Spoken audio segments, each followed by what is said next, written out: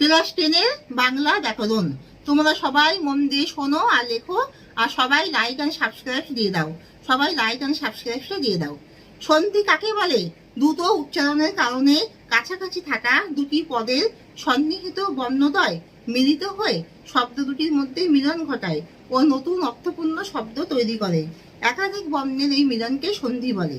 দ্রুত উচ্চারণের কারণে কাছাকাছি থাকা দুটি পদের সন্নিহিত বর্ণদ্বয় মিলিত হয়ে শব্দ দুটির মধ্যে মিলন ঘটায় ও নতুন অর্থপূর্ণ শব্দ তৈরি করে। একাধিক বর্ণের এই মিলনকে সন্ধি বলে, যেমন হিম যোগ আলয়, হিমালয়। সন্ধির প্রকারভেদ। সন্ধি 3 প্রকার: স্বরসন্ধি, ব্যঞ্জন সন্ধি আর বিসর্গ সন্ধি। স্বরসন্ধি কাকে বলে? একটি স্বরবর্ণের সঙ্গে আরেকটি স্বরবর্ণের মিলনকেই বলা হয় স্বরসন্ধি, যেমন রবি যোগ ইন্দ্র, রবীন্দ্র। কিছু সন্ধি বিচ্ছেদ বলছি, তোমরা মন দিয়ে শোনো আর লেখো। নীলাম্বর, নীল যোগ